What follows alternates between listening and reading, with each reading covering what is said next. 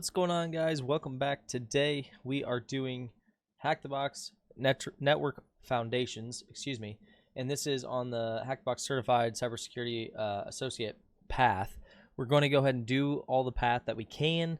One thing I want to disclose is if you watched my video on this path or on the cert, I had two things I want to add. One of them was brought to my attention by a commenter, and they made a good point. You get the cubes back after you complete the modules, so theoretically you don't have to wait as long as I said.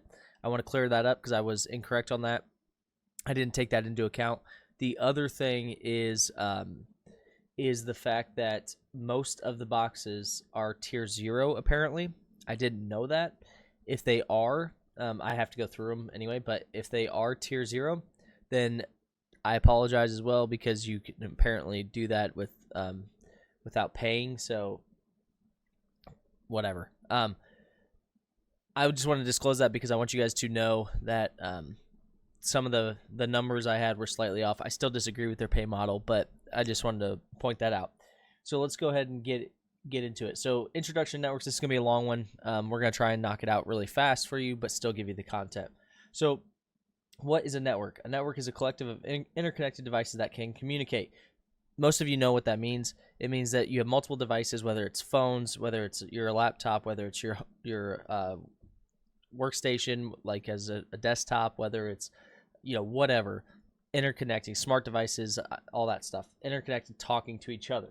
So there's some key concepts you're going to have to know. Nodes, individual devices. This could be, so for instance, if you have a smart light, if you have, for instance, my streaming light, I guess theoretically is a smart light, right? It uses the Wi-Fi and etc. So a smart light, you have your phones, you have your workstations. Any of those are called nodes, okay, on a network. Links, communication pathways that connect nodes. So for instance, if I'm talking to, I have a home off-grid network, and that network itself is for my hacking labs and my and some of my different like Plex server and all that stuff. If you have a link to that, that's what they're talking about, because you have to have a direct connection to that separate network. Data sharing, the primary purpose of the network is to exchange in data, right? What else would you do on a network? If you're not going to exchange data, what are you going to do? I don't know. So, they have a real world example here. Think of a group of friends chatting in a room. Each person is a node, okay? Their ability to talk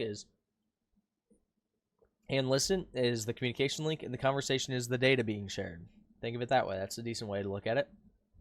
Okay, particularly since the advent of the internet, have radically transformed society, enabling multitude of possibilities. Okay, so we have resource sharing. This is where we can share resources in the context of devices. So I can share hardware like printers. We can share software devices.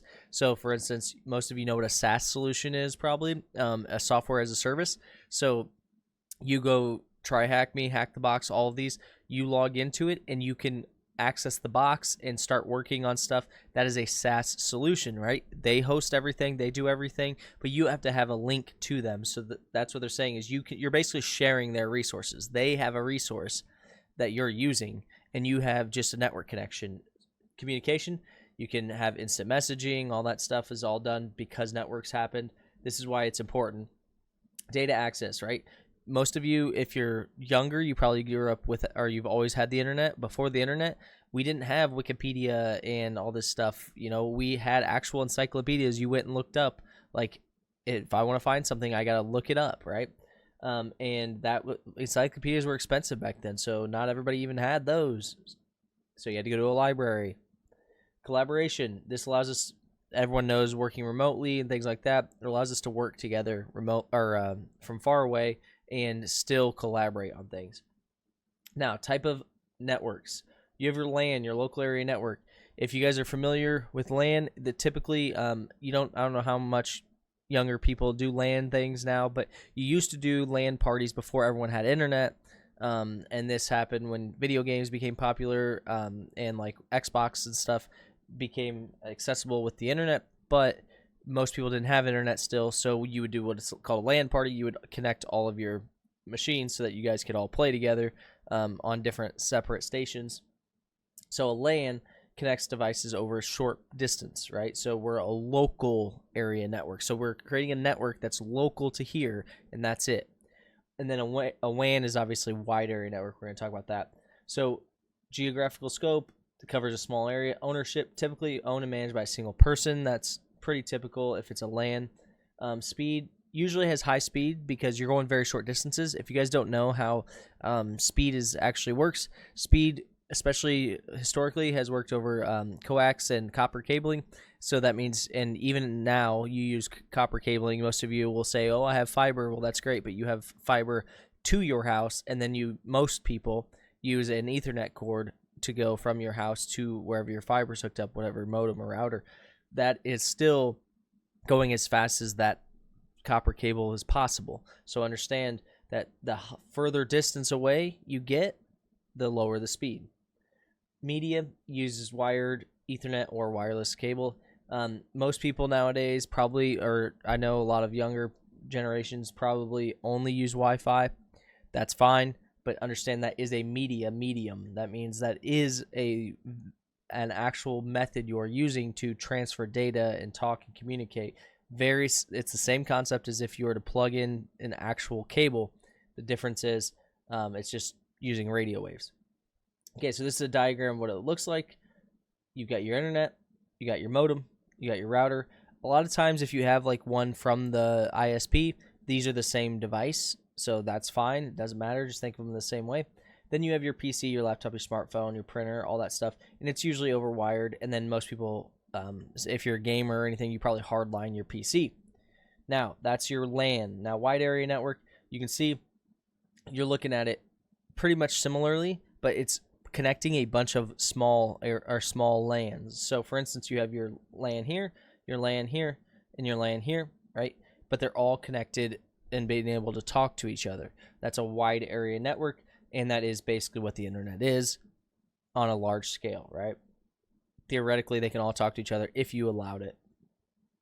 Okay, so comparing LAN and WAN size, small, local, that's a LAN. Large, broad, that's a WAN. Ownership, single person or organization, multiple organizations for a WAN. High speeds for LAN. WAN is lower compared to LAN, so think of it this way. Think of how fast your internet speed is, right? That's your speed, however fast your internet is. Some people have really fast internet, but some people have really slow internet, and there's sometimes nothing you can do because you're so far away. A LAN doesn't have that problem. LAN doesn't have distance issues because by nature it is localized and smaller, so therefore the speed can be maintained at a higher speed. Okay, example, home or office network, and then the internet. How do LANs and WANs work together? We talked about that. Multiple LANs can connect and then become a WAN. An example would be maybe you have a company where you have 5, 6, 7 offices. You all have local networks in those offices, those small offices, and then they all have maybe a VPN or something where you can talk to each other. And then now you created a WAN.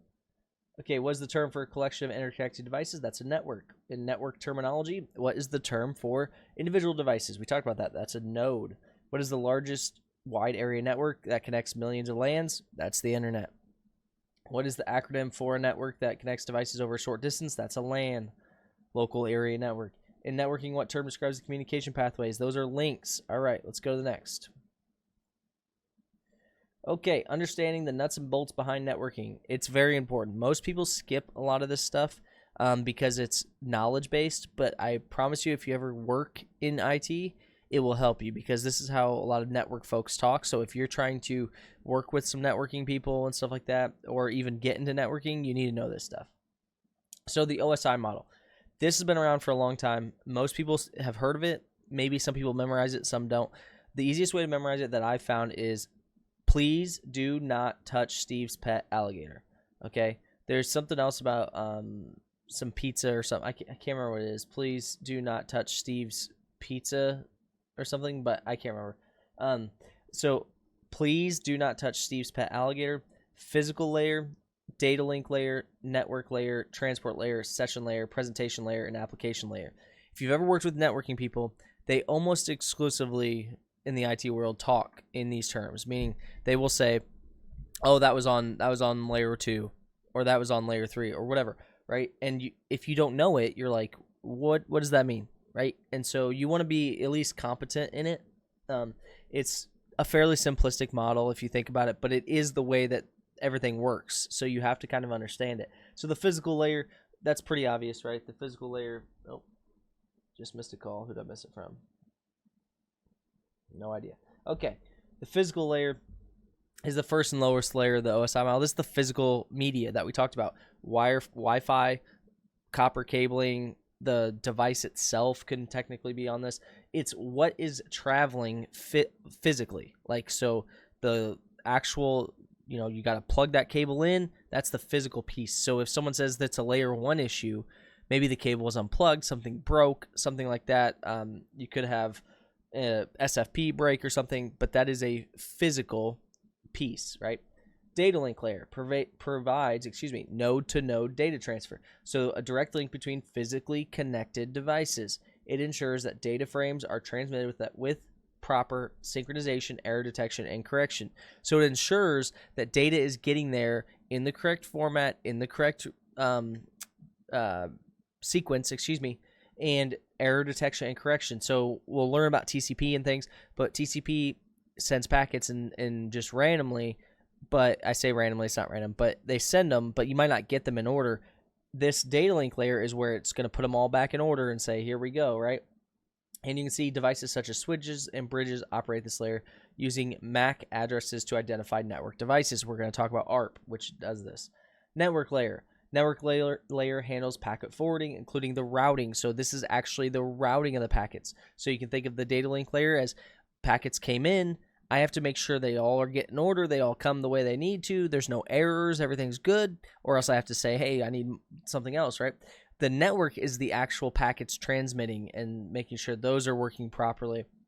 It's responsible for logical addressing and path determination. So a lot of times, most networks nowadays have a way where it will check and say, okay, this, because networks get pretty big, it'll say, oh, this path might be the fastest, but it's actually degraded right now, so we're going to switch you over to here. It's kind of like a traffic controller, if you will. Then you have your transport layer, provides end-to-end communications for applications. So for instance, I'm talking to whatever application, let's say Netflix or something, right? Well, it needs to make sure that from Netflix to me, that traffic is encrypted, we're communicating properly, it's reliable. That's a bad example because we use UDP for that, and so therefore it doesn't have to be as reliable, but you get my point. TCP offers reliable connection-oriented transmission with error recovery, while UDP provides faster connection lists without guaranteed delivery. So if you ever have packets on Netflix or anything drop, you probably don't notice one or two, but if you start to see like, oh, it stuttered, well, packets dropped. The connection doesn't stop, right? And TCP actually is connection-oriented, meaning you have to have that stable connection, and then packets come in, and they have to be sequenced. And if you're missing a sequence, it's going to wait. It's going to say, nope, I can't do anything because I don't have this piece. And it'll wait until it gets there. So an example would be if Netflix operated on this connection-oriented, medium, basically what would happen is every time there was a blip of anything, your video would just stop on a dime, and it would wait. Come back, boom, okay, go. And it would get really frustrating. Now, for like a packet that might not even matter really, right? So now we have session layer, manages sessions between applications, establishes, maintains, and terminates connections. So for instance, you go to a website, whatever, you have that session with that website, you're sitting there, you're operating, you're doing stuff, you don't have to keep logging in every time you refresh the page. Session layer is handling all of that stuff. Presentation layer, this is what, it's a translation between the application and network format. So making sure whatever gets transmitted onto that network gets presented to you in the way that it's supposed to, is what needs to be done correctly. And then the application layer is the topmost layer, provides network services directly to end user applications, enables resource sharing, remote files access, all that stuff. So it's the actual application piece. And a good way to look at it here is you have your HTTP on application because that's the actual application, right? That's what you're looking at. You're looking at a website, right? And then the presentation layer is making sure that anything that's getting presented to you has the proper data compression so it can go over the network. It has the proper encryption because HTTPS is the standard now, that type of thing. Then you have your session protocols, your APIs for session. Then transport is TCP, UDP, so really your two formats. Then you have your network, which is routers, IP addresses, all that stuff. Data link is MAC addresses, your switches, bridges, hubs don't really exist anymore. Ethernet cables, hubs, and repeaters are on physical. Hubs don't really exist anymore, so don't worry about them. Now, example of sending a file across the network. Okay, so they're going to show us kind of a real-world example. When sending a file over network, several steps occur. First one, the process begins at the application layer. So think of it this way. When you're sending something, if you're the one sending it, you start on layer 7 and work your way down through until it gets over to the physical medium. Then it goes to them, and then they build it back up that same path. And it's important that you know the OSI model, because if you don't build, let's say you're a developer, if you don't build your applications this way, it's not going to work with anything, right? They have to be built a certain way because it's a standard that everybody's agreeing to. Okay, so the process begins with the application layer, which initiates the file transfer request. Okay, so the actual application initiates that request. Following this, the presentation layer encrypts the file to ensure it's ready to transmit. The session layer establishes that connection, right, with whatever you're sending it to. The transport layer, the file breaks it down into segments because packets aren't sent just one giant packet. They're sent in very broken down into segments. The network layer takes over to determine the best route to make sure, okay, I'm transmitting over here, whatever, making sure that you're not getting degraded, you're not getting packet loss, etc. The data link layer encapsulates the data into frames, which is outside the scope of what you learn here. You don't have to know the frames and all that stuff, but you should look into it if you're curious. And then preparing for node-to-node delivery. Finally, the physical layer handles where the data actually transmits on, which is whatever cabling, Wi-Fi, etc. Okay, so the TCP IP model, this is another model that they've come out with, and you can see it's only 4. Basically, what they've done is they've combined a few of the layers. You can see it's a condensed version of the OSI model, tailored for practical implementation on the internet. This is more of a realistic model now because of the way that the internet works. And you'll see the application, the presentation, the session layer. They all pretty much operate in the same now. And that's pretty much what they did here. So we'll go the link layer. That's the bottom. I believe it is anyway. Okay, yeah, so the link layer is handled for the physical aspects of the network, includes technologies such as Ethernet, same thing. Internet layer manages the logical addressing of devices and routing packets across the network, so that's kind of like your network layer.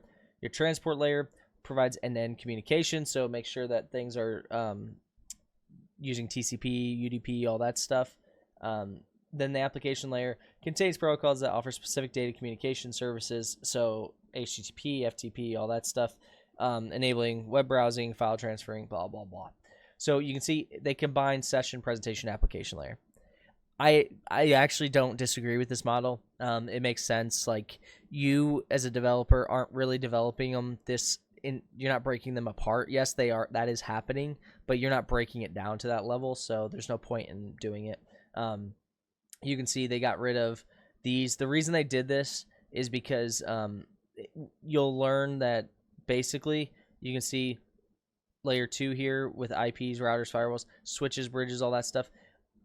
Switches really operate on multiple levels of the OSI model, especially now with smart switches. Some even operate on like layer 3 and stuff like that. So it doesn't make sense to stay so rigid, and so I think that's kind of one of the values this model brings. So I'll say this, you probably need to know the models. You won't probably use them in your career for a little while if you're just getting into IT, but it is important to know. Okay, and then here's examples if you want to read it, but protocols. So what are some common network protocols that we need to know? HTTP, Hypertext Transfer Protocol. HTTPS is Hypertext Transfer Protocol secure. So if you need to know, yes, HTTP is good, but you're going to use HTTPS. FTP, File Transfer Protocol. Again, you'll use most time FTPS. SMTP, Simple Mail Transfer. TCP, UDP, and IP. Those are all things you're going to probably be familiar with by now if you're already reading this or watching this. Hopefully you're more familiar with them now that you can read the descriptions of them. Transmission and networking refers to the process of sending data signals over. So there's two types of transmission types, analog and digital, right? So analog transmission usually uses continuous signals to represent information commonly seen in traditional radio broadcasts. In contrast, digital transmission employs discrete signals, bits, to encode the data, which is typically modern communication technologies. Very few systems use analog now. It's good to know, but you aren't going to use analog typically in your network unless you're doing something very specialized or specific. Transmission modes. Simplex models allow one-way communication, right? So I send you something, you got to wait because it's sending. Half duplex per mode permits two-way communication, but not simultaneously. So I send you something, you send it back, boom, we have good communication. The full duplex means we can sit here and send communications back and forth, and it's fine. Almost everything is full duplex now. If you didn't, that would be really a nightmare. It used to be... it doesn't matter. It doesn't matter that it used to be this way, but it's still, there's still reasons for the other two, right? So I'm trying not to get too crazy on the scope here. So you have twisted pair cables commonly used in Ethernet networks. So these are your Ethernet cables. Coax cables used for cable and TV. You may remember these back in the day. They were black cables, and they had like, it looked like a little circle that you'd screw on the back of a TV, and it had one prong in the middle. That's a coax cable. Fiber optic cable is what most people have now. They use light because light travels faster than electricity did. Then you have microwaves and infrared. Those are used for wireless, basically, theoretically. And then radio waves for Wi-Fi and cell. So what layer of the OSI model is responsible for the physical connections? That's physical layer. Name the OSI model that deals with the logical addressing and routing. That's the network layer. Which protocol ensures reliable delivery? That's TCP. Anytime you see that question, if it says reliable, it's probably TCP. That's kind of the main focus of TCP versus UDP. What layer do switches operate with the OSI model? Data link layer. Keep in mind, that is not across the board. You will find switches that operate at other layers. What layer do the TCP IP model corresponds to the OSI model's application? And that's application presentation and session layer. It's application layer. Which layer of the OSI model manages data encryption and data format conversion? Presentation layer. Name a protocol that's used for web browsing. HTTP, we already talked about that. Which OSI layer ensures the segments are transferred reliably and in sequence? The transport layer. Which provides fast connectionless communication, operates at the transport layer? UDP. All right, let's keep it going. There's a lot to cover, so I'm trying to get through as much as I can. Okay, so as we continue, the components of a network. You have your end devices. We already talked about nodes. This is your nodes. The difference between, I shouldn't say that. The difference is a node can be a router, a switch, anything touching the network can be a node. An end device is specific to, that's the end of the network, right? The end of that network segment, meaning the network runs to your computer, and that's where it dies right there. That's an end device. Intermediary devices is your switches, your routers, because they're in between. They're the intermediary. Network media software component. Okay, cables, protocols, management, firewall, software, servers. These are your servers that you're going to probably connect to. So you have your end device, also known as host. I'm not going to read this. You guys can read this part if you want, but I just explained to you what an end device and an intermediary device is. A NIC, network interface card. Every machine has to have one to basically operate. So it's a hardware component installed in a computer or other device that enables connection to a network. That's really what it is. Some devices have multiple NICs. So for instance, if you have a server that is dual homed, we call it, where it has access to the internet or it has access to a network, but then it has another NIC that has access to a network. For instance, my device, I'm hardlined in, but I also have access to Wi-Fi. I can connect to my private Wi-Fi as well, so I have access to both networks. That's an example of where you can do things like that if you have multiple NICs. A router is an intermediary device that plays a huge important role. It's the forwarding of data packets between networks and ultimately directing internet traffic. So it routes traffic. That's the way to think about it, right? Router routes traffic. Easiest way to do it. easiest way to think about it, they use routing tables and routing protocols such as open shortest path first or border gateway protocol to find the most efficient path. So it's their job to find what's the most efficient path to get you from A to B. They fulfill this role by examining incoming packets and forwarding them to their destination based on IP addresses or by connecting multiple networks, routers, enable devices on. So an example is I send you a packet to, let's say, google.com. It doesn't go from my router in my home to google.com. It goes from my router in my home. It goes to my ISP. My ISP routes that to, and it knows, hey, I need to get to google.com. And so it's going to route it to the next closest router, which is going to route to the next closest router, and et cetera, until it gets to google.com.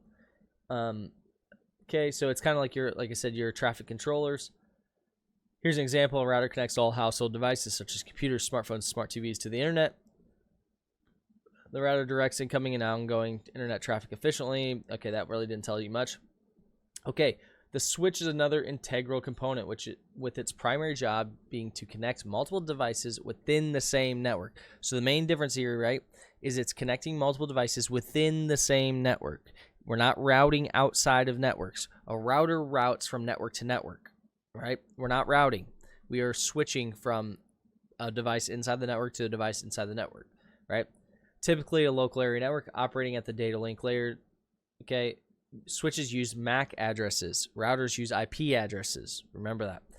And we're going to talk about ARP, so that's why I'm not diving too deep into the switches. Hubs, again, hubs are antiquated. They don't really work, but hubs would broadcast out to, I say they don't work, they work fine. They aren't in use anymore.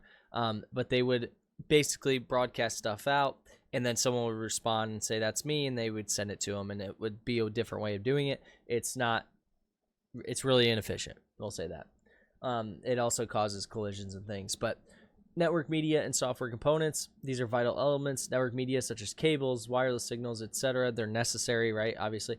Software components like network protocols, management softwares define the rules. So a lot of people have software defined firewalls and things like that now. So it's important that you know how to use those.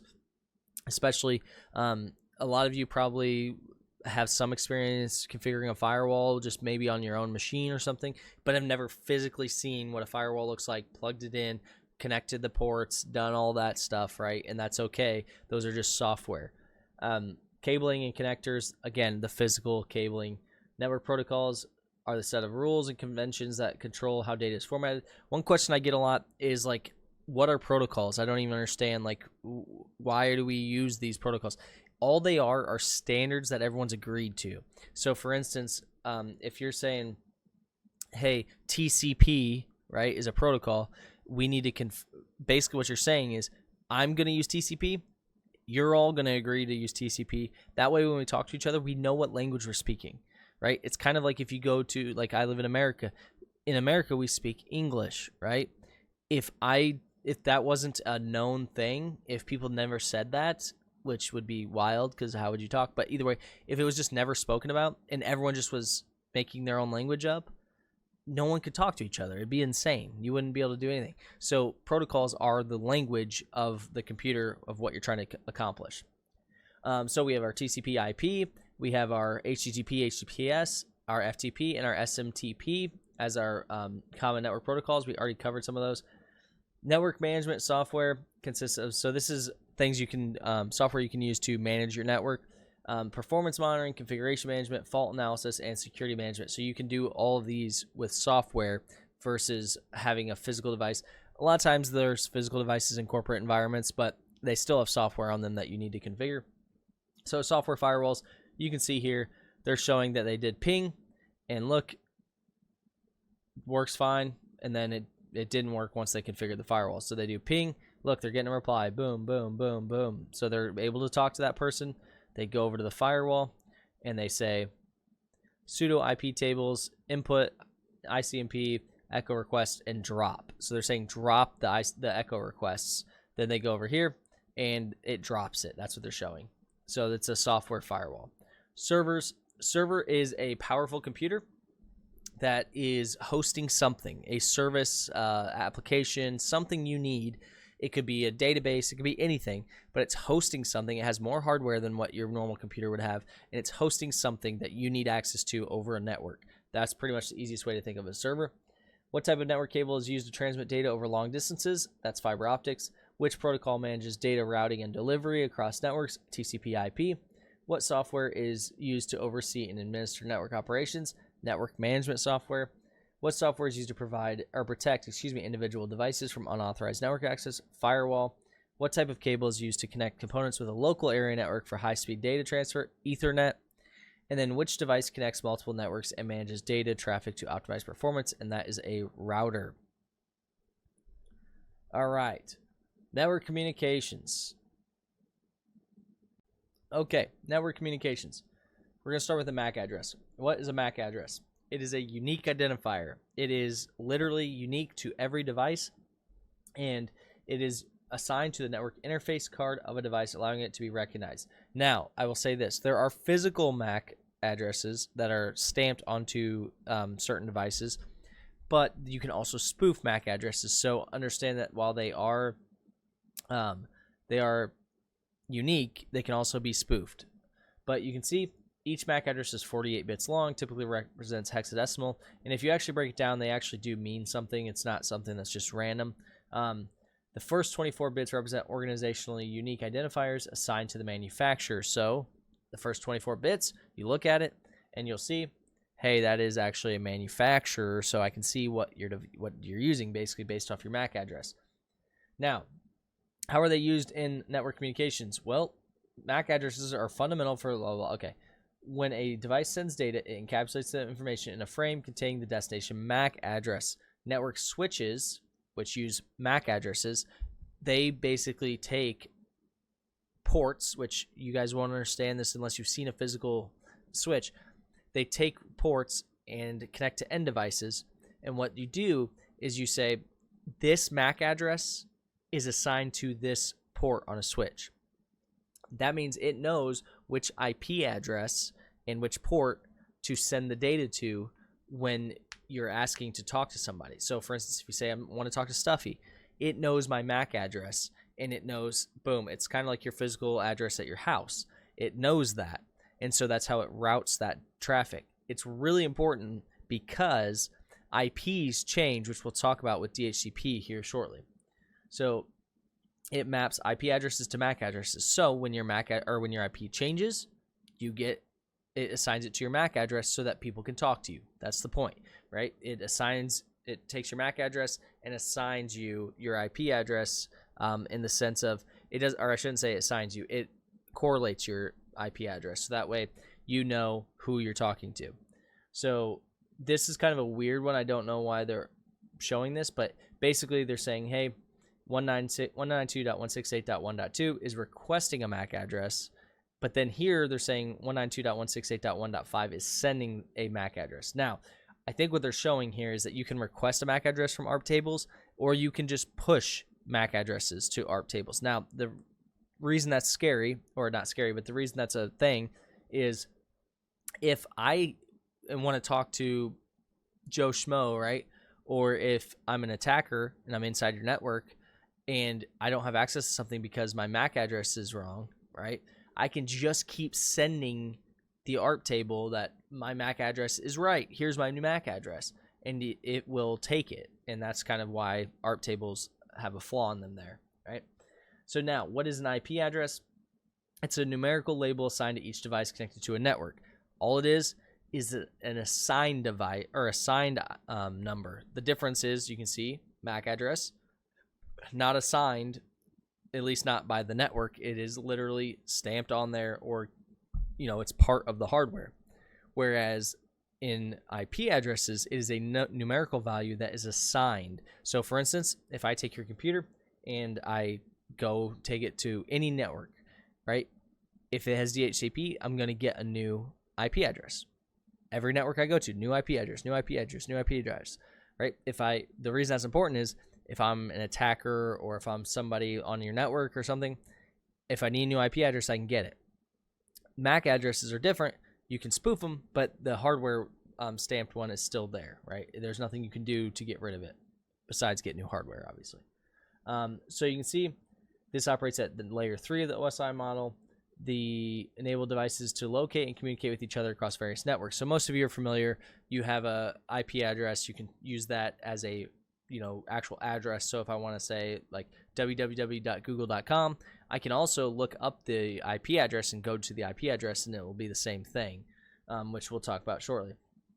So how are they used? Routers use IP addresses. So for instance, if I want to talk to, let's say, Stuffy 2, my second computer over here or something, right?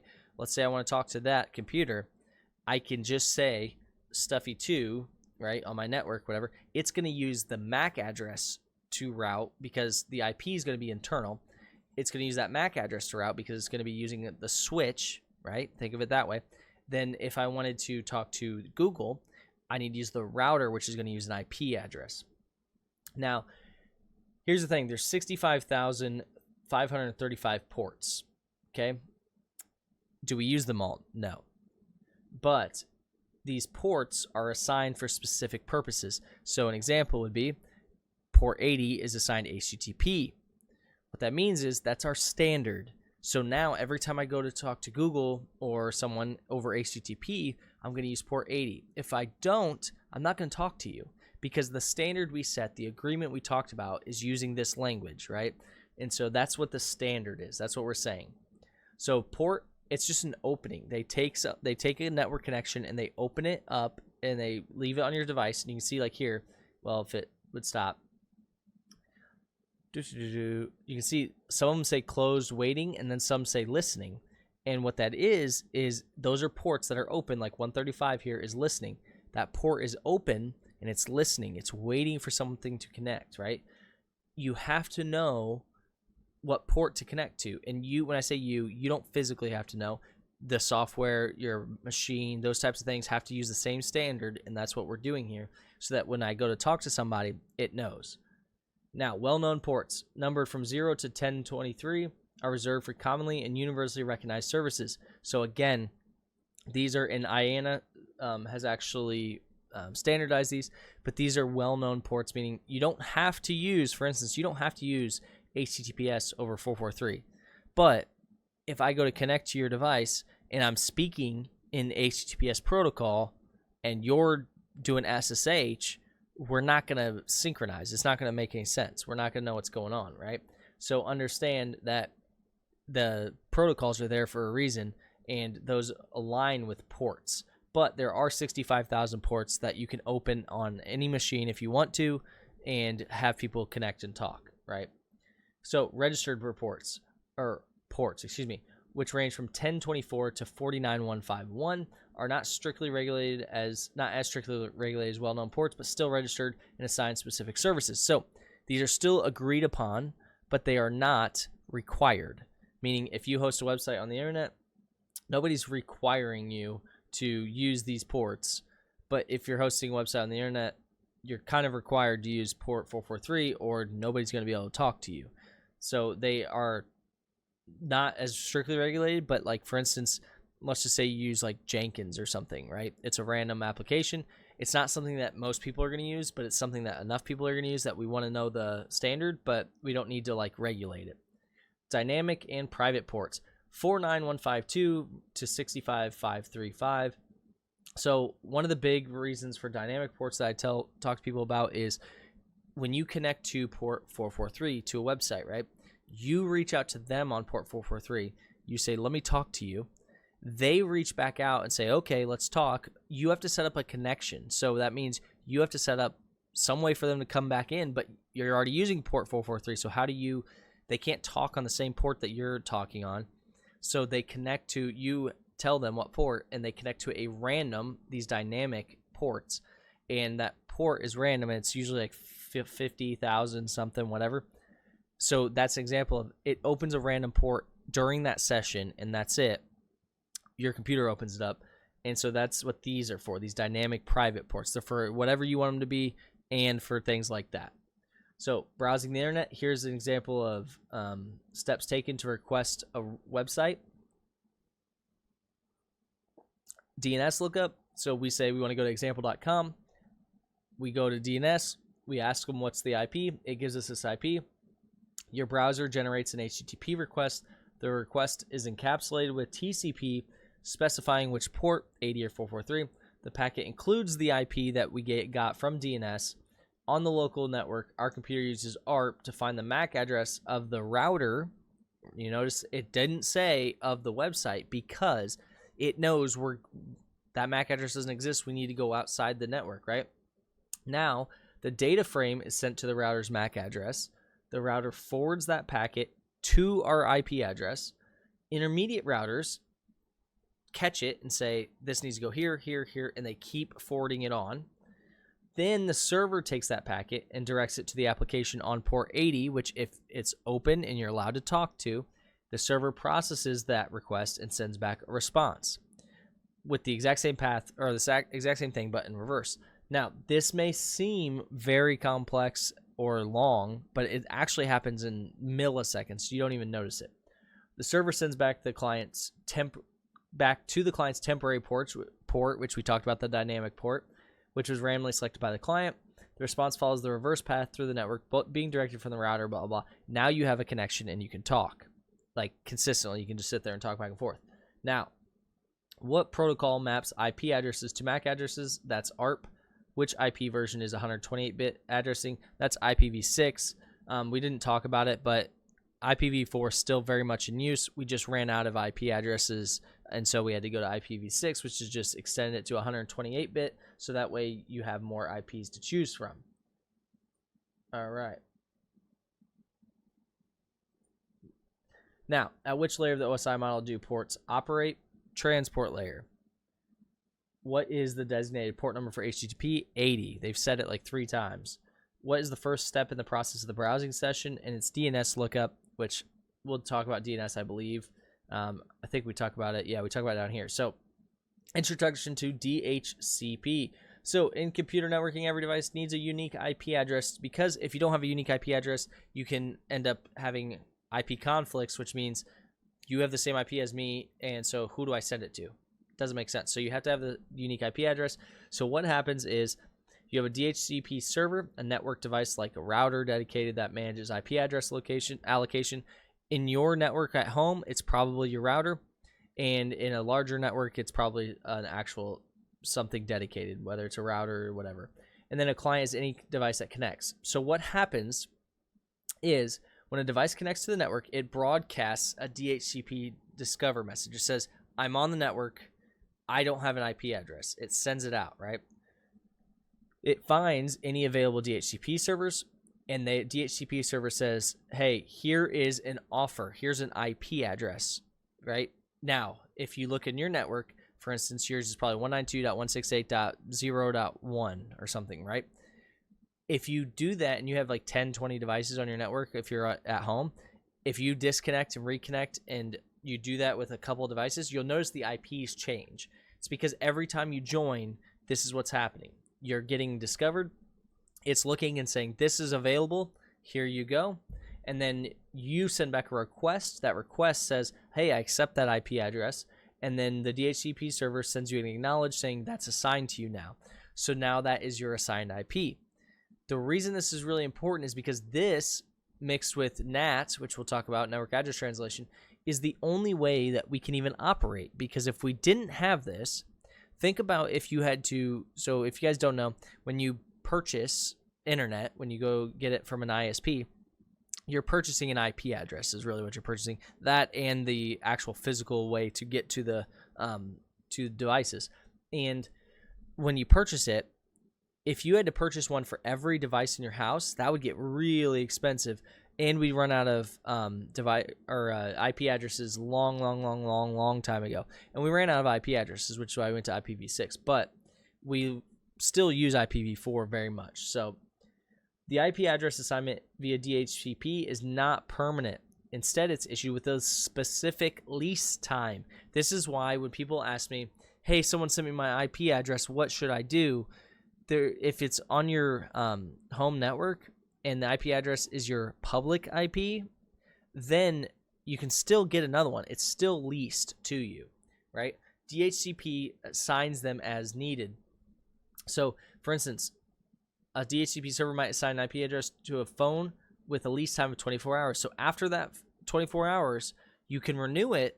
Your phone will automatically renew it, or you can get a new one, right? So let's walk through the scenario. So here we go. PC, new device connects. They send the discover. They send the offer back. They send the request back. And then they send the acknowledge. The device is configured now. So now it works. You can do this. You can talk to anybody because you have an address. Now the lease is going to expire soon. And it says, hey, send another request, another acknowledge, and we extended it, right? Okay, so what protocol automates IP address configuration on a network? DHCP. What acronym describes the sequence of events? DORA, and we didn't cover that, but it's just the discover, offer, request, acknowledge, DORA. What type of message does a client send to accept an IP address? It's actually called a request, which sounds counterintuitive, but that's the name of it. Okay, now we have network address translation. This is your public IP versus private IP. So one of the big things that people don't understand is you have a public IP, and that IP is like, if you guys have ever used like IP chicken back in the day, or what is my IP or any of that stuff, it will give you a public IP. If you do that from every device in your house, you will get the same IP every time. The reason is you have one assigned IP that's hitting your router, and then all of your IPs in your house are using DHCP, and they're getting internal IPs. That's why you have to hit the router before you go out to the internet, because it's also why many people, especially starting out hackers, they want to do things like reverse shells and like connect to devices. When they send it out, they can't get back in because your firewall allows you to go out. It does not allow traffic to come in from anywhere. So what you're looking for is basically NAT. What it's doing is network address translation. It's saying everything in your network inside, right, has its own private 192.168 whatever IP, and that's great. Those are how you talk to each other, how you talk to everything. But when you go to the internet, we're gonna route everything through, and we're gonna use NAT, which is gonna use the public IP and send that request off. And when it comes back, my router knows that I sent that request, so it knows, hey, I sent the request, it hits the router, and it forwards it back to me. So it's translating for you. It's being an intermediary for you when you're accessing websites. If you didn't do that, you'd have to have a public IP for every single device in a network, and that would be not sustainable in any way, because think of how many devices are in the world. So it allows multiple devices on a private network to share a single public IP. So your public IP, this is your unique one that I told you about. If you go to what's my IP, whatever. So this is what it looks like. So you have your remote server. Here's your internet, right? So here's all of your private IPs. 192.168, 1.10, 1.11, 1.12. All these things are in your network, right? But you notice they're all 192. Those are not routable IPs. Those are private IPs. Those are all in your LAN. So for instance, if I wanted to talk to my smartphone, if I know the IP, I just ping it over here and I can talk to it all through here, and it never goes outside my network. But if I wanted to go to the internet, or if I want to go to something, right, I have to then say, hey, PC, I want to go to google.com. Well, my 192.168.1.10 will hit my router, say I want to go to google.com. When it goes to google.com, Google sees 203.0.113.50 just came and asked me for a request. Google returns the request, and the router knows, well, this PC is the one that asked for it, so it forwards that packet back on. That's why if you ever heard of, you need to packet forwarding or port forwarding, to do certain things like Minecraft servers and stuff like that, it's because your router's blocking all traffic coming in unless it knows about it. And you have to say, hey, when somebody hits my hits here, right? Let's say port 1234, it doesn't really matter.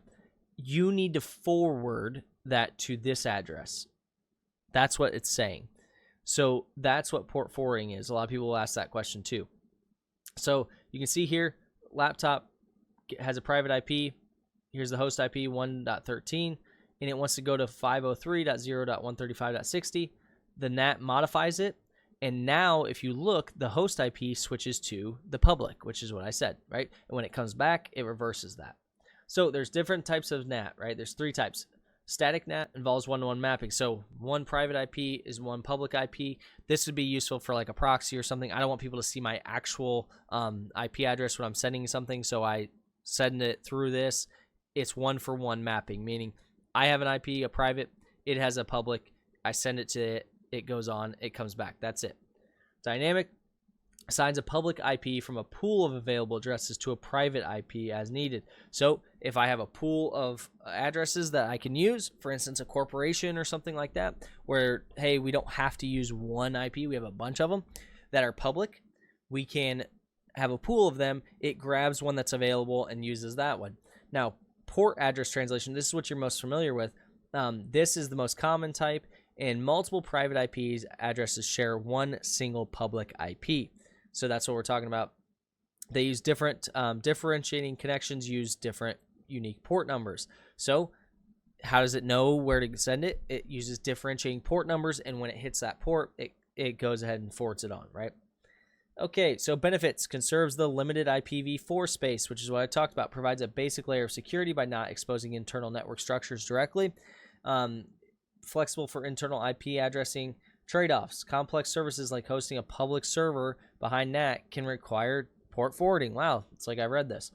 NAT can break certain protocols that rely on end-to-end connectivity without special handling. What that means is, if you have something, some system, application, whatever, that you need to have a direct connection with, NAT can break that because your router is intervening and it needs a direct connection. You have to have some sort of specific configuration on that. Adds complexity to troubleshooting connectivity issues. Yes, because it could add that you're getting dropped at that router because of NAT and you wouldn't know that. So what type of NAT allows multiple private IP addresses? That's PAT, which is the private or port address translation. What RFC specifies private IP ranges? That's request for comments, by the way, and that is for the not ISACA, but it's IANA maybe. I can't remember, but that is basically the regulation that specifies private IP addresses will belong to this space, and it doesn't matter if you know them, but you can look them up. You need to know what's routable and not, because if you don't know what's routable, you'll try to assign yourself like a static IP that's something that can't be routed, and you'll not know why it's not working. So which network address translation type involves one-to-one mapping? Static, which one is public IP from a pool? Dynamic, and what device typically performs NAT in a home network? That's router. Okay, DNS, the easiest one of them all. So domain name system, it's like a phone book of the internet. It helps us find the right number. So when I go to google.com, DNS, it will send a DNS request. DNS will say google.com is at this IP address, right? And the way it does that is because when you register a website, it has to be registered, quote unquote, right? Or else it can't be hosted. That's why you have the dark web, because the dark web also has websites that people just don't want to go get registered and all that stuff. You also have IP websites, which are, I didn't want to register a domain name, but my IP has a website hosted there. Those things are not what we're talking about here. We're talking about the normal internet, like www.example.com. Now, here's the DNS hierarchy. It's organized like a tree, and this is why it's important that you know this, because enumeration and things for hacking, it requires a lot of this and understanding it. You have your root server, the top of the DNS hierarchy, right? Then you have your top level domain. So you can see your root. Then you have your top level domain, such as .com, whatever. Here's .com. Now, you might say, what are you talking about? You'll see what we're talking about. Second level domains, example.com. So the reason this is important, your top level domain, right, is, let me give you an example. .ru is Russian, top level domain. If I don't do business with any Russian sites, I can block the entire top level domain, right? I could go block that. That would prevent any attack from the Russian sites. Like, nobody could go to them on my, on my network. That's an example of why that's important. The top level.com, .gov is government sites for America. .net is net, all those different things. You can limit what they mean, or what they're for, excuse me. So for instance, if you have like facebook.com and then facebook.net, they're probably two different reasons. So you could have different sites hosted there for different reasons, but using the same second domain. Now, second level domain, example.com. This could be whatever, right? It could be your name, your company, whatever. And then you have subdomains or host names. This gets people confused. www is a subdomain. The reason it's a subdomain is because if you have one server hosting 5, 6, 7, 20 websites on it, which can happen, right? They all have the same IP. How do I know what website to go to? Well, if I go to www.example.com, that might be a different website hosted on the same server than example.com. Or what about admin.example.com or config.example.com? All of these are subdomains that can be used to actually, when you call on that website, that's how it identifies what one you want. So it's really important that you know this, because a lot of times that's where a lot of enumeration can happen. So you can see we type www.example.com. Our computer checks its local DNS cache first, small storage, to see if it already knows the IP. It probably won't unless you go to that site frequently or you have it put in manually. So then, if not found locally, it requires a recursive DNS server. This is often provided. So this is your ISP's DNS server. So your ISP says, okay, service like Google DNS. That's what most people use. 8888 is Google DNS. The recursive DNS server contacts a root server, which points to the appropriate top-level domain name server. So your .com DNS server, and says, hey, is this valid? You say, sure is. And then the top-level domain directs the authoritative name server. So a lot of times you'll see, too, when you do DNS requests, you may not get a authoritative answer. Sometimes it'll say non-authoritative server name or server answer. That doesn't mean it's not accurate. It means it couldn't reach this authoritative name server. That's fine. It'll still give you an answer if it has one.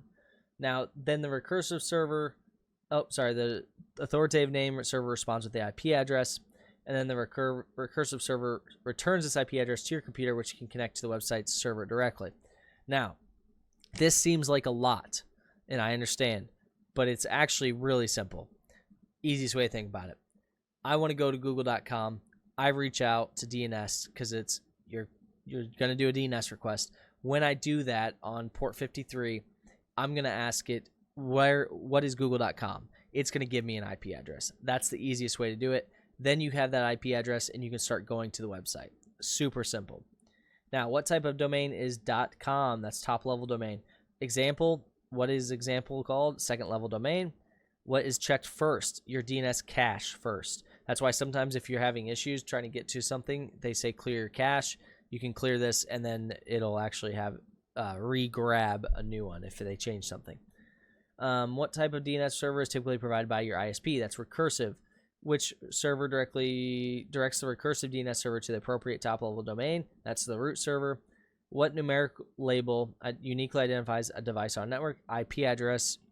And then the URL accounts.google.com. Accounts is the subdomain. So you could have millions of those. Okay. Internet architecture. Describes how data is organized, transmitted and managed across. Okay. So we have peer-to-peer architecture, right? This is each node can talk to itself or talk to each other, right? Boom, boom, boom, boom, boom, boom. These are torrenting, things like that. Yeah, so a lot of times, like I don't know if you guys torrent, I don't, but if you ever done it, you torrent something, and a lot of times when you download it, the first thing it says is like seeding or uploading or whatever, and it's now you are on the torrent. So now you are peer-to-peer. You're talking to people. You're hosting the file for people. This means, and it says Cedar right there, yep. This means that like all of these machines are just interconnected, talking to each other, hosting files, etc. There's no, yes, there is a server here, but the server doesn't really matter because they're all servers technically in this place, right? So this is scalability. Adding more nodes can increase total resources. True. Resilience. If one node goes offline, others can continue. Yeah, that's true. So for instance, if all 1, 2, 3, 4, 5, 6 of these people are hosting a file and you want it, well, 5 of them theoretically can go down and you can still get the file. So that redundancy, that resilience is nice. Resource burden like bandwidth and storage is distributed among peers. So basically what they're saying is, hey, normally it would cost X amount to have this sitting here on the server. We're just going to spread it out to 5 of you, 6 of you in this case, right? Disadvantage, harder to control, manage, update, security policies. Yeah, you can't really control a lot because torrenting is a bad example in my opinion for this, because it's a good example of how it works, but bad because if you are torrenting, you can't control really anything because those people can just stop seeding at any point. But reliability, if too many peers leave, resources become unavailable, right? If you have 6 people and all 6 go, hey, I'm done seeding this, right? Which happens. Well, now that you can't get it anymore. Security challenge, each node is exposed to potential vulnerabilities. Yeah, you're just sharing all this stuff. Like you could download a malicious file. Well, now you're seeding it to everybody and you're just spreading, and it's just not a great way to ever have an actual architecture. Client server architecture. This is what you're probably most familiar with. This is, hey, I have my clients, which is PC, laptop, smartphone, and I want to connect to something. Website, application, database, anything. That is hosted on a server, and then boom, as a client, I reach out, I connect, I access whatever resource I need, and that is your client server. Single tier. The client server database all reside on the same machine. This happens, I do this like with I'm trying to think of some of the, like Ghostwriter is a good one where it's a report writing tool. You host a server. I host it on the machine that I'm also doing the pen test with. I could go host it somewhere else, but there's no point. It's not that labor or not that resource intensive, stuff like that. This setup is straightforward, but is rarely used for large scale. That's true. I do not do that on large scale. I do that for small scale stuff. 2-tier. Architecture splits the application environment into a client and server. The client handles the presentation layer and the server manages the data layer. This is necessary because as you start to expand, you're going to need like large servers for just databases and large servers just for this purpose and whatever. It doesn't make sense to have a huge data center specifically for the client and server, because then you have to go into the data center or remote into it to use it. And it makes more sense to have the client and then the server. Yep, so this is what they're talking about here. In a typical web app, the client browser does not interact with the database server. Typically, they interact with the website. The website interacts with the database server. So that's an example of where you're not interacting directly with the database. 3-tier, introduce an additional layer between the client known as application server. In this model, the client manages the presentation layer. The application server handles all the business logic. And the third is the database. So what we just said, you're going to have your client here. You're going to request, let's say an example is you go log into a website. You send the username and password to the website, the web server, right? That is just the application. It takes that those credentials and it sends it to the database and says, check if these are valid, gets it back, says, yep, they're valid. You never interact with the database. You have nothing to do with the database. Only people that can interact with the database is the web application server. Okay, in a more complex system, an in-tier architecture, where in refers to the number of separate tiers beyond 3. You can have this as many as you want if need be. I don't know how, each application can be different. There might be a reason you have a bunch of them. An example might be you have a ton of databases or other things that you're going to be talking to, etc. The advantage is these are easier to manage and update because you can push updates, especially if you have redundancy, because you can push an update and while that's updating, you have redundancy, so you have something else managing. Security central, security policies can be applied, dedicated servers can be optimized. Single point of failure, if the central server goes down, client loses access. True, unless you have redundancy, like I said. Setting up and sustaining a client server architecture is expensive. Yeah, you're using additional devices, right? You're having a server and a client, so now you have servers and you're paying for additional resources. Network congestion, if you have a ton of network traffic, it's going to get congested, right? Slowing down or disrupting connections. A hybrid model does both. So you can see a hybrid model blends the client server and peer-to-peer architecture. In this setup, the central servers, server, right, are used to facilitate coordination and authentication tasks. So these are doing all the authentication tasks, but the smartphone, PC, laptop, they're all talking to each other. They're not going through everything through the server. So basically, an example would be if I had my phone and I wanted to connect directly to my computer, I don't have to go through the network and through like my router and all that stuff to get there. I can just go peer to peer. And yeah, so basically it's a way that it doesn't, and I used that wrong. I shouldn't have said through my router because I'll have to go through something. But if I want to connect my phone to my computer, basically I don't have to go through the application to connect to my phone. An example of this would be peer-to-peer might be my phone's connected to my computer. Tailscale is an example of that's an application that you set up, and it allows you to connect from my phone to my computer from anywhere. And it actually, I have to go through their interface and back. That would be the actual the client server model, whereas peer-to-peer would be my phone directly. So those are examples of how you'd have a hybrid, right? You might have both options or both capabilities. Okay, cloud architecture. Cloud architecture is pretty simple, right? The cloud is hosting everything for you. They have the apps, the database, the servers, the storage. Everything is on their side. They're hosting it. And you just go over the internet and connect to it. It's that simple. On-demand self-service, automatically set up and manage services without human help. So these are data centers that have all these resources, and you can pull from them, right? You don't have to physically have the devices. So this is where some of the money savings can happen. You have software as a service model where the software is hosted for you, and you just have to edit the software, etc. Resource pooling. You have all the data or all the resources sitting there, and people can access some of them. So like if you're not using very much RAM today, someone can go, well, I need a lot more RAM. Let me grab a couple of cores, whatever, that type of stuff. You can do a lot of stuff like that. You can do resource pooling where, hey, you have a terabyte assigned to that machine, but you don't need a terabyte. Okay, well, let's lower it to 500 gigs, and you take 500 gigs, right? Stuff like that. You can do that quickly. That's one of the biggest things. You can quickly bring services up and down. You can take resources. You can take stuff back. You can restore from backups. You can do stuff very quickly. So elasticity is great. Only pay for the resources you have. So if you, like I said, if this month you're like, hey, my bill was kind of high and I'm not actually using this many resources, let's lower some of that, right? You can save some money.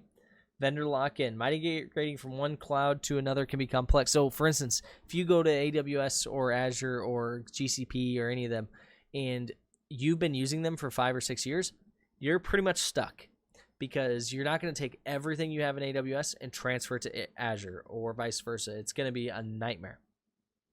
Relying on third-party for data hosting can introduce concerns about data privacy. Yeah, if AWS gets hacked next week and I store everything I have in AWS, hopefully I'm not in that hack, right? You don't know. Connectivity, yeah, it requires stable internet access. If you can't access the internet, you can't access your cloud resource. Software-defined network.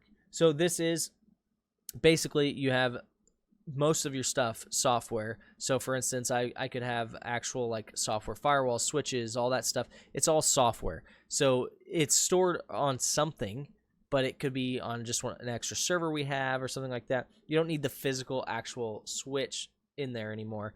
And this works, but you need a controller, and it's okay.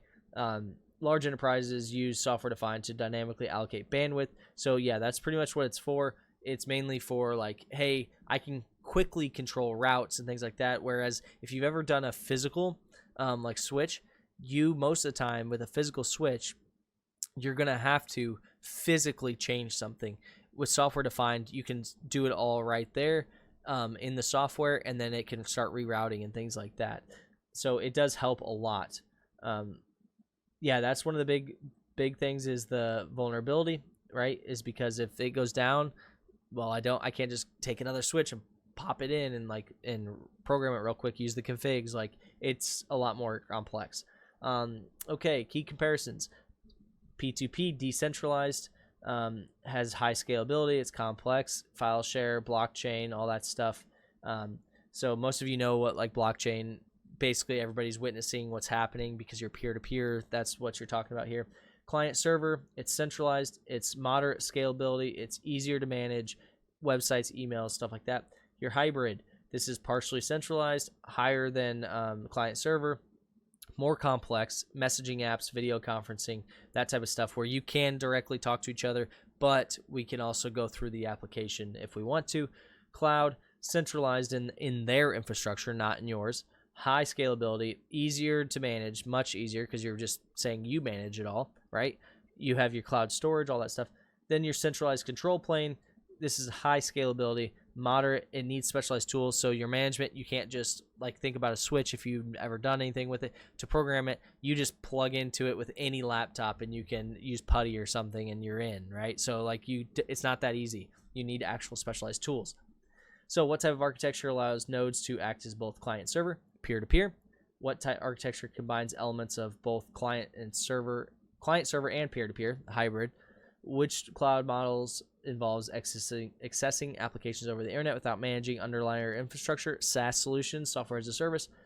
In what architecture in the control plane separated from the data plane? Software-defined networking.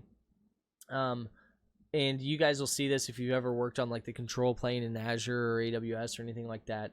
Which architecture is known for decentralized data sharing without a central server? Peer-to-peer, because you don't have a centralized server, you're just all talking to each other. What model is used by video conferencing apps? Hybrid. All right, let's go. Wireless networks. Sophisticated communication that employs radio waves. So yeah, it's employing radio waves to transmit the data that you're wanting. Smartphones, IoT, pretty much everybody uses Wi-Fi on their phones, stuff like that. Most of you probably know what Wi-Fi is, right? Here's the problem. It's really useful because you can move around. You don't have to plug in. You don't need extensive cabling. And adding new devices, you can just go connect to Wi-Fi, boom, you're in. Disadvantages. Wireless signals can get disrupted. It's very easy to do. Security. There is a lot of security issues because I can intercept them. I can kick you off them. I can block them. There's all kinds of stuff. Speed limitations. Wireless is always going to be less reliable and slower than wired.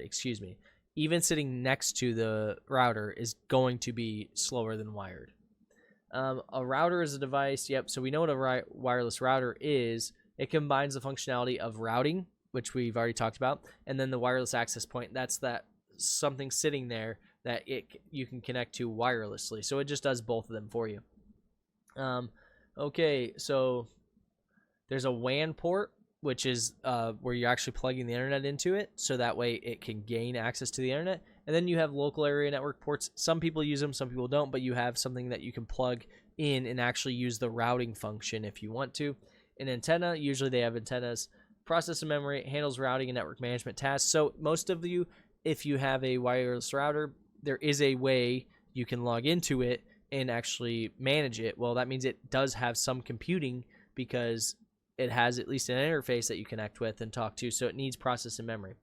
Mobile hotspots. These allow your phone to become a wireless hotspot, which is Wi-Fi and routing, but it uses cell data, not radio, the same way that your Wi-Fi does. So what I mean by that is your Wi-Fi is actually connecting into the internet. That's how it's routing things.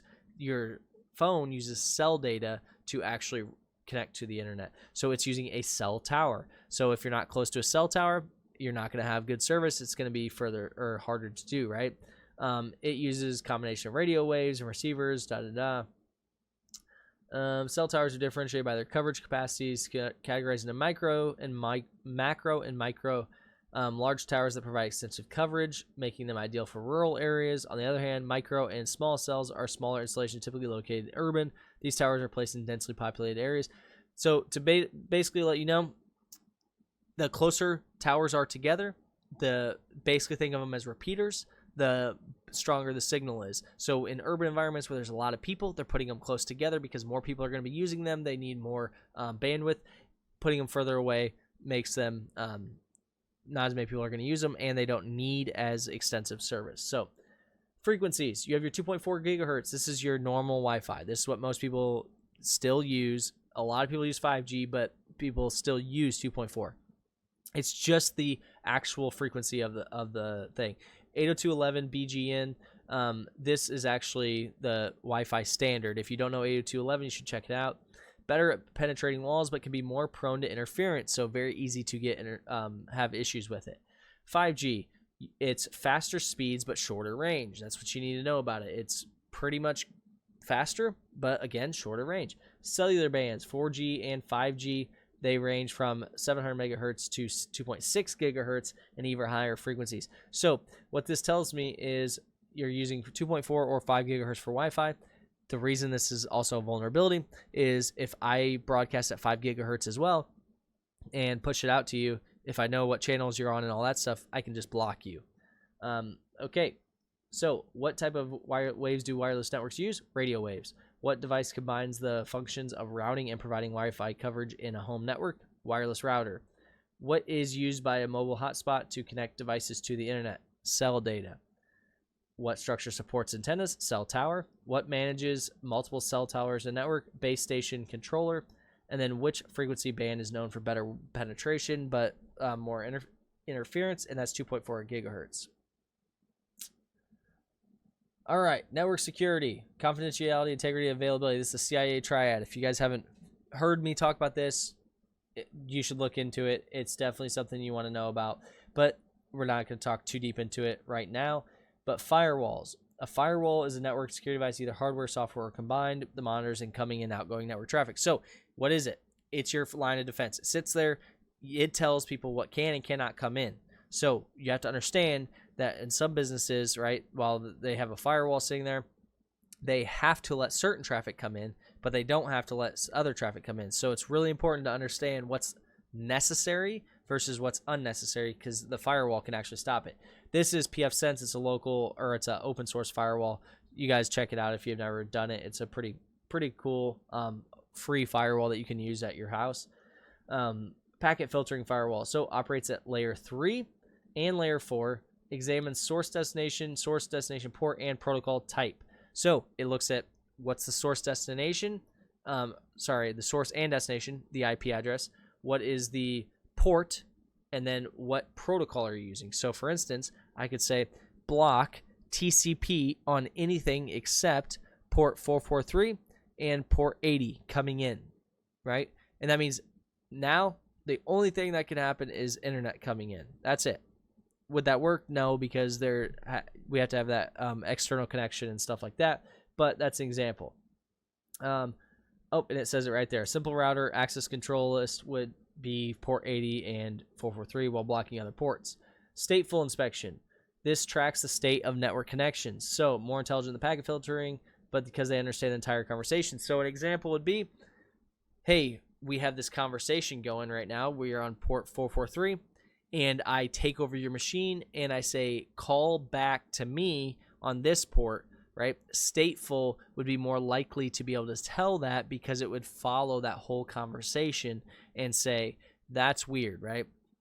Now, that's a rough example, but only allows inbound data that matches an already established outbound request. So if I'm reaching out on a different port than what makes sense with the request, this can inspect the packet and see that and say, no, I'm not doing that. Application layer, this is a proxy firewall, operates up to layer 7, can inspect the actual contents of traffic, so can actually see what's going on in the packet. A web proxy that filters out malicious HTTP requests containing suspicious patterns, things like that. Another example would be some people have like web proxies there where I can just block sites so that if you try to go to them, things like that. These firewalls are all operating at that level. Next gen firewall, these are more of what you're seeing nowadays. Combines stateful inspection with advanced features like deep packet inspection, intrusion detection, blah, blah. Has some more security features. It's able to actually look at the packets, see what's going on. An example of why this is important is a lot of packets or a lot of firewall bypass basically would be once you have access to the network, you could do things like zip up your files, password protect them, things like that, and then they'll bypass because stateful firewalls can't read them because it's zipped up and it's it's password protected, etc. These things can actually still can't read a password protected file, but it can take into consideration the context around it and decide if it's secure or not. Intrusion detection system, intrusion prevention system. Easy way to think about this. Intrusion detection system will detect something. That's it. It will tell you, hey, there's an issue. An example is like YARA rules. That's a detection system. It's not going to necessarily do anything unless you put something in there. An intrusion prevention system will actually preemptively block. So, for instance, with stateful packet inspection, if it finds something, it might let you know. That's detection. And prevention is it might let you know and block it. That's prevention. So, signature-based detection, this is, hey, we've seen this before. An example would be like Cisco or someone like that has seen it before on another network and they decide to preemptively block it. That's signature-based. Anomaly-based is, hey, this person does this same thing every day at 8 a.m. and then today they didn't do that, but then they did this weird activity at 9 p.m., right? It's looking for anomalies to normal activity. Now, that's a little bit different than, but that's an easy way to think about it. It's a little bit more complex than that in the firewall sense. But now you have your network-based intrusion detection prevention system. So these are sitting on the network. It's paying attention to network traffic, not your logs on your machine, not logs on websites, nothing like that. Just looking at network traffic and going, hey, it's weird.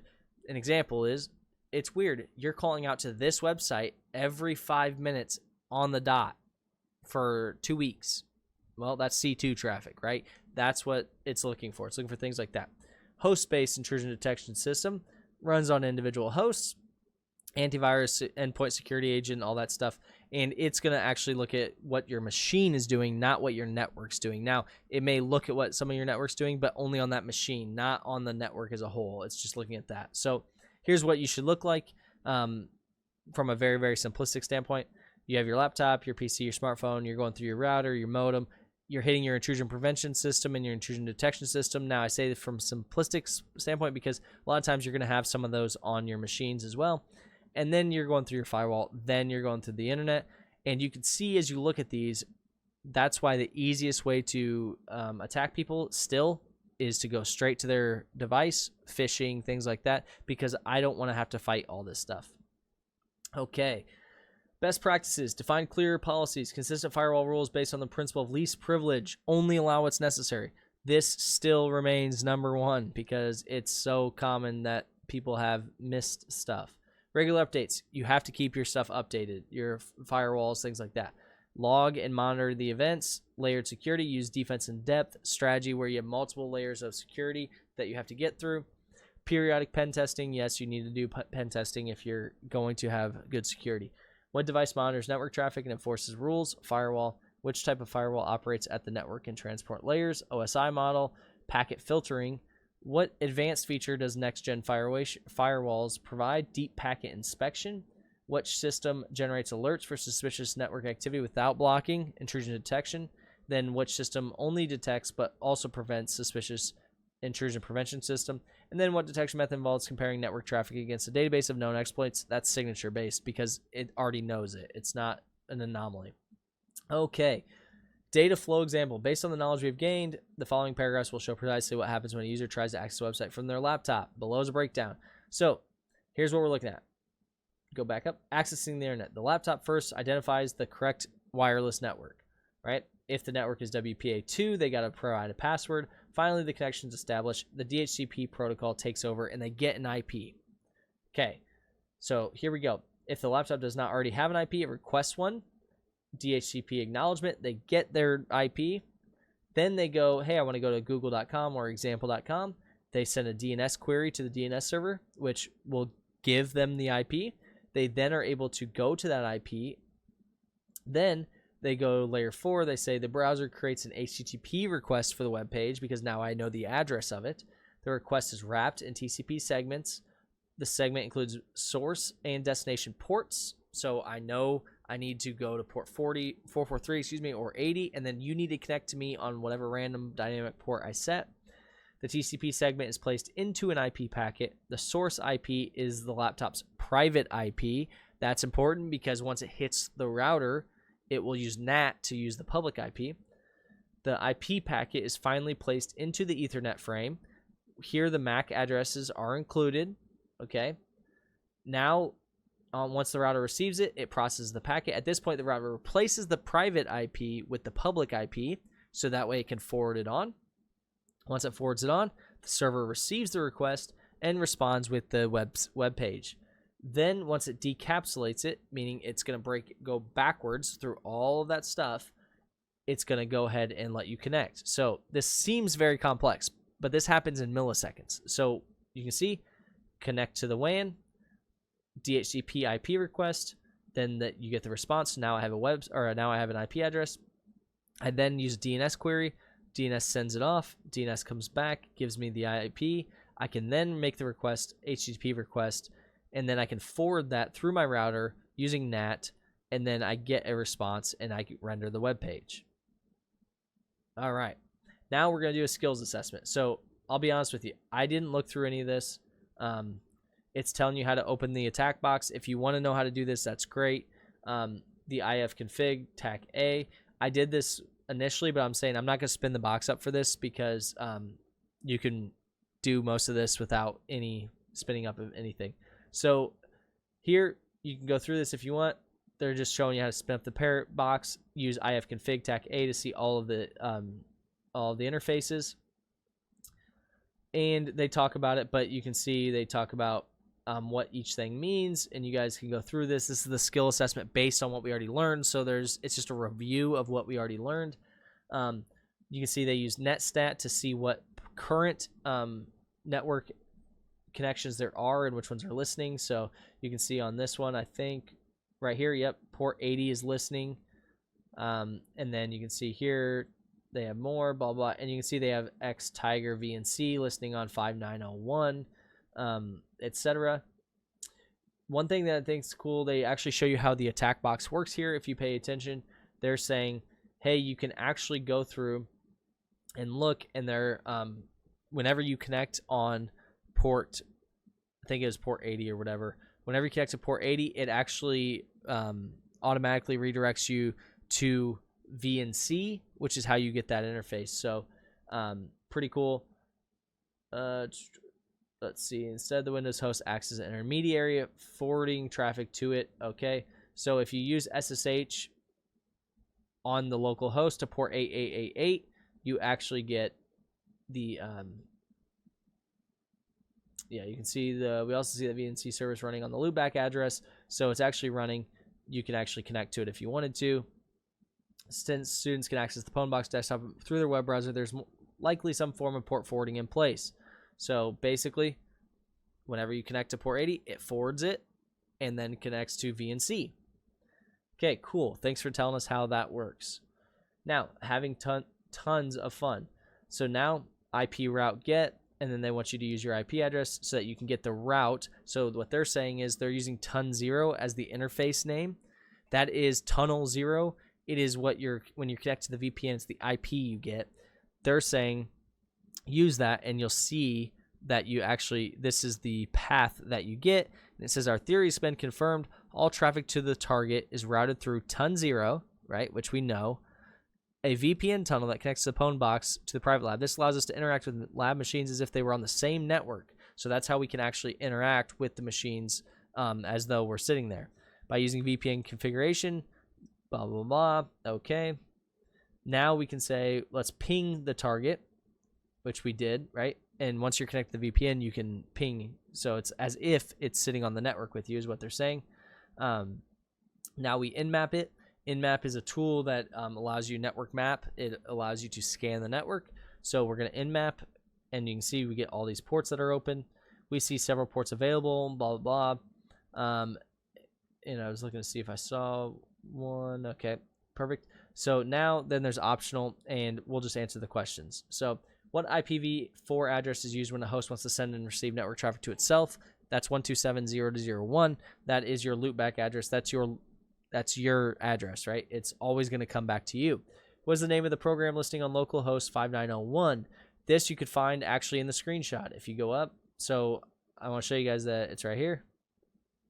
X Tiger VNC. Which network interface allows us to interact with the target machines in the Hack the Box lab environment? ton0. That's every time you connect. If you do IF config, you'll see ton0. What command line tools used to configure network interfaces? That's IF config. And then what command line tools used to display network connections? That's netstat. Now, you don't need to do any of the optional exercises, so if you don't want to, feel free to move on. these ones, I only had to log in to do this one, which is why I'm not going to spin it up again because I just had to do that one question. But was the FTP command used to retrieve a file? So when you're on FTP, when you connect, you can do retrieve, RETR, and you can retrieve a file. Now, bypassing the filtering on the machine is Hack the Box, soon to be networking guru. This is actually super simple. It's just changing the user agent. You can actually just send a GET request with a different user agent, and you can access that. That is the filtering, is the user agent. If you want to have fun with it, try it out. Let me know what you guys think. It's fun. You can use Burp Suite. You can use filter or just wget or curl or whatever you want to use. But check it out. Let me know what you guys think. Hopefully this helped you guys. I went through it quickly, but I wanted to give you guys all the actual context. So hopefully it helps. Thanks, guys.